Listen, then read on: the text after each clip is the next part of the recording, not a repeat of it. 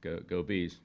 We got a lot of big games coming up, so wish them well. And Coach Cassidy's been done a great job there, and got a lot of great players. Love their style of play. So just want to show our support. On our end of it here, we're kind of wrapping up our second week, and feel like we continue to make progress in the things that we're doing. Clearly, we have a long way to go, so we're not anywhere close to being where we want or need to be. But continuing to push ahead, and this is an important time to be able to devote some extra time to fundamentals and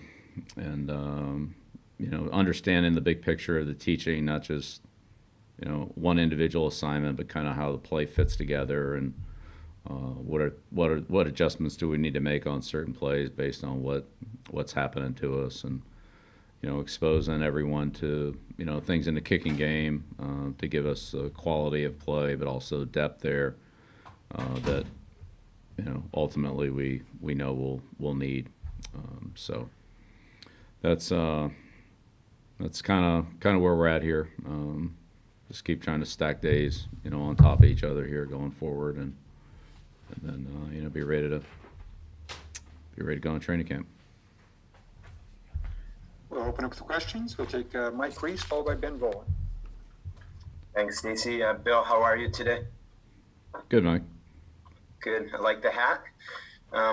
Any lacrosse this weekend for you with the Premier League right there?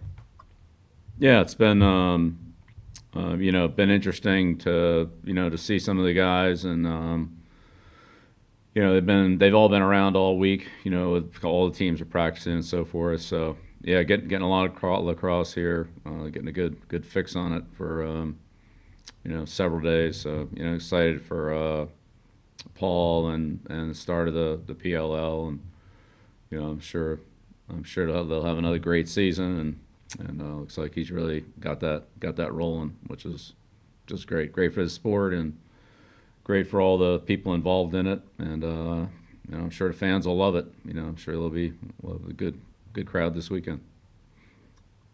And a big win for just also a big shout out to BC and Acacia, and they had another great year, and certainly finished it in impressive style. A big win against Syracuse in the championship game. Down there in Baltimore. It's a great venue down there in Towson at Johnny U Stadium. But great win for Acacia and the BC women, and I'm proud of what they've done. Not just this year, but the program she's built there, and how consistent they've been. I thought that men's final was awesome too. The finish there. I don't know how much if you watched that. That was great. Great. Yeah, it was. It's really takes me back to my younger days when it was a lot of the Maryland Virginia rivalry. It goes all the way back. I mean, it goes a long way back, but I certainly saw a lot of it in the '70s, and those great ACC rivals, and then with Maryland going to the Big Ten. But it finished. I mean, it was two great teams, two great programs came down to the final shot. And it doesn't get much more exciting than that. So, really good weekend for lacrosse, and another good week for lacrosse here. So, PLL, I'm sure, get off to a big start, and they'll have it rolling all summer. I know we got other people behind me. I had a quick football one. Nelson Agholor. What have you learned about Nelson just over the last couple, 2 months that you wouldn't have known from him not being around him on a day-to-day basis? All right. Well, we've known Nelson, for a while, but having him here has been, you certainly have a little different perspective. But he's a smart kid. He's got a lot of position flexibility and good skill and talent. He's like everybody else, learning from scratch, learning a little bit of a new offense and some things, the way we call things and do things and all that. But nothing that he or any other new players can't handle. It's just part of the process. But he's doing well. Good to work with him. Next question, Ben Volen, followed by Phil Perry. Hey, Bill. Hope you're doing well. Good, Ben. Wondering if you have any idea the percentage of players on your team that have either gotten the vaccine or in the process of getting the vaccine, and is this something that you guys are really encouraging with the players? Yeah, it's really being handled by the medical board. I know we've got quite a few guys. I couldn't really give you a percentage or whatever, but it's the number's increasing, and so we'll just continue to work through the process. I mean, the rules are much different for vaccinated players than for unvaccinated players. Do you stress that with players? Do you envision that having an impact come roster time? Yeah, I don't know. We're just working through the spring. We get new notifications and memos, and there've been probably at least half a dozen modifications of something or other, some aspect of testing or meetings or practice or whatever. So it's been consistent level of or consistent change from day to day, week to week, phase to phase. So whatever it is, and we'll be compliant with it and work through it and try to get the most out of it that we can. Okay, thanks. Yeah, you're welcome. All right, next question, Phil Perry, followed by Chris Ryan.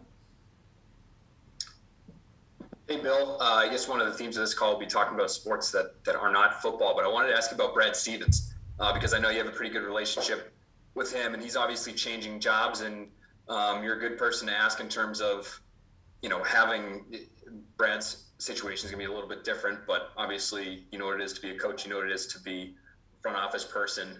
What kind of advice would you give Stevens as he makes this transition with the Celtics?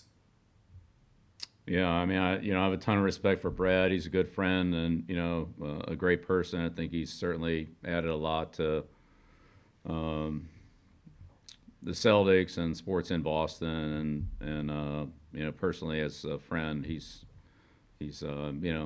helped me as well in our conversations and time we spent together. So I'm sure he'll, whatever the setup is over there, I'm sure he'll enhance it, and Celtics will continue to be the strong competitive team that honestly that they've pretty much always been, and I'm sure Brad will do a great job in whatever capacity or role he's asked to perform or he chooses to perform in. Do you remember how challenging that was, Bill, whenever you started to focus, more on the front office stuff and running a team that way? How long did it take you before you really felt comfortable in that kind of role? Yeah, I mean, I don't know.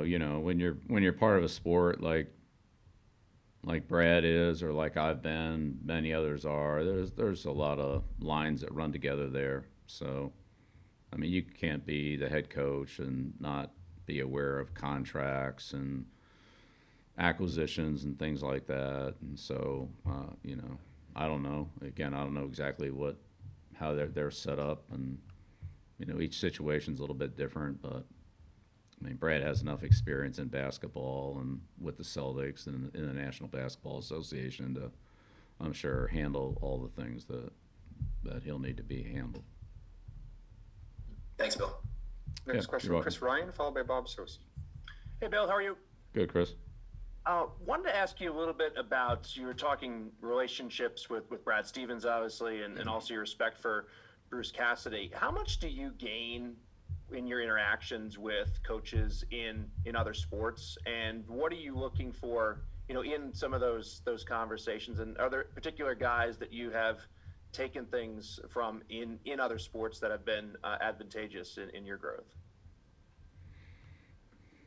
Yeah, well, I think it's it's a great perspective. Even though the sport's different, dealing with athletes, dealing with teams, dealing with similar situations. Even though the sport's different, there's a lot of common ground there. So, I think a lot of times those conversations are great, and they're very insightful, and honestly, in a lot of ways, they're easier to have. Than for me to call up another coach in the National Football League and talk about my problems. I mean, that's not really something that I would do or that anybody else would do. Another coach in the NFL would do that. I mean, I just, it's a hard time seeing that happening. But, when you're talking about different sports and there's no, not trying to gain an edge on anybody in Major League Baseball or the NBA or the NHL or Coach Petromal with Hopkins or, Coach Ken at Navy or somebody like that that's just completely, out of your circle of competition, it's a lot easier to have sometimes those kind of frank conversations about your team or about whatever the situation is, whatever you're talking about, than with somebody who's in your sport that's competing in your league in a similar situation. So yeah, I think those have been very insightful to me, and some of the friendships that I've made with those people in other sports have been very helpful, and they've given me a lot of insight, and I've taken a lot from their knowledge, experience, leadership. It's quite a few people. I wouldn't be able to name all here, but there've been quite a few of them. And just your sense on the receiving core at this point, obviously very early, but you talked about Nelson earlier. Do you feel that this is a group that has good depth and is ready to move forward? Yeah, we'll see. I mean, we don't have any games scheduled here anytime soon, so we're going to continue to practice, install our system, learn what to do, learn how to adjust it, get to know the players better, give them a chance to learn our system, and modify it as we go. Next question, Bob Sosi, followed by Mark Daniels. Thank you, Stacy. Good morning, Bill. Hey, Bob. Hey, Bill, you often refer to this time of the year as a teaching period as opposed to an evaluation period. And I'm curious if there's somewhat of an exception when it comes to place kickers, in that you have multiple place kickers, even multiple long snappers right now, and how you handle that. In this case, with more than two, we've seen two compete in cap before, like last year, but now you have three in the mix. Yeah, there's a degree of evaluation there. Yeah, it's not a lot of playbook teaching at those positions. That's fairly straightforward. But yeah, there's a degree of evaluation at a skill position like that. I agree with that. But at the same time, there are minimal, team situations there. A lot of it still is, those guys working on their technique and, and finding ways to improve, what they're doing, their footwork, their body position, working with holder and snapper and so forth, or snappers working with, holders and punts and field goals and things like that. So I think that there's been a lot of improvement, especially as you would expect at this time of year, May to June. I don't know that, too many players at any position are in mid-season form at this time. So, where a guy is this week and where he was 2 weeks ago is not necessarily the same. So, ultimately the competition will start. When it starts, I wouldn't say that we're there yet, but you can start to get a little bit of a feel for, just the overall mechanics and, in kicker's case, their leg strength and their consistency and so forth. But again, a lot of that's a function of the hold and the timing, and sometimes a tweak in what they're doing can make a big difference between, being a 70% kicker and being a 95% kicker, and that could happen in a short period of time. So we'll see how it goes. But as long as they're here, then and they're improving, then we'll keep working with them, keep evaluating them. And just a quick follow-up regarding Nordine. He didn't have many attempts in his final year, shortened season in the Big Ten, of course. Right. Asked this year about 2019 tape versus 2020. How much progress has he made this year, considering really the lack of at-bats, if you will, a year ago? Yeah, I think Quinn's made a lot. Again, Joe and Cam has spent a lot of time with him going all the way back to rookie mini camp, and in terms of working with his technique and you know, his kicking mechanics, and he's definitely made some changes, I'd say, you know, for the better. And so we'll see where all that goes. But he's, you know, he's doing well, and as I said, it's continuing to improve. So we'll see where that, you know, where that takes us here. Great, thank you. Yep, you're welcome. We've got time for one, maybe two more questions. We'll go Mark Daniels and possibly Mike Giardi. Hey, Bill, good morning. I wanted to ask you about Nick Caserio and the process of replacing him. Since Nick did so much for the team and wore so many different hats, have you spread out those responsibilities through different individuals in the organization, or is it simpler where it's just, you know, one person, whether it be, you know, Dave Ziegler, Elliot Wolf, you know, Matt Patricia, whoever it is, to take on the bulk of, you know, what Nick did? Yeah, I'd say we're set up a little bit differently than we were when Nick was here. So, yeah, we could talk about that for hours, but we're not going to. So there are a number of different elements and things that are intertwined here and so forth. And so we have an opportunity to kind of, you know, reorganize some things. And so that's what we're going to do. You know, Matt wasn't here last year. He is now. That's certainly, you know, he's an important part of that. But, you know, the people that you mentioned, Dave, Elliot, you know, Matt Groh, Steve, and so forth. I mean, there'll be a number of things that will, you know, modify for one reason or another. And if we have to, you know, adjust them at a later point in time or further, we'll do that. But we'll, you know, start with, which we have already, you know, start doing things a certain way and see how it goes. And one last question, Mike Giardi. Good morning, Bill. Josh yesterday was talking about Mac Jones's command and his presence. And I'm just curious if in the short time that you've had him, that you can see that as he translates that, whether it be in meeting rooms and then obviously from the work that you're doing on the field right now. Yeah, I think Max, you know, he has a pretty good understanding of, you know, the things that we do, and then, you know, he has to go out there and do them and get comfortable with them. So, you know, it's a process, and we've had, you know, a number of other players at that quarterback position come in and go through that. You know, sometimes it starts a little slower and then picks up. Sometimes it starts a little higher and slows down. We'll just have to see how it goes. But you know, he's working hard. You know, he's puts in a lot of time and certainly, you know, given his very best effort to do everything we've asked him to do and do it the way that we've asked him to do it, which, you know, is a great place to start. And you know, he's earned a lot of respect for that. But I mean, he's got a long way to go. We'll see how it goes. Thank you, Coach. Thanks, everyone. Great. All right. Thank you.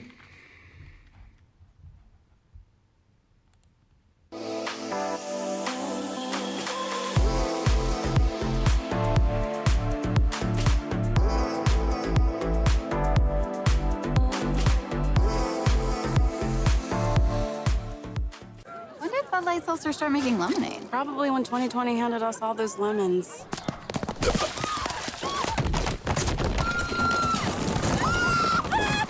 New Bud Light Seltzer Lemonade, packed with lemonade flavor after a lemon of a year. Opponents? I've gone up against thousands. And there's an opponent we're all up against, COVID-19. But there's a way to beat it. Get vaccinated. So when it's your turn, roll up your sleeves. And let's get to the finish line together.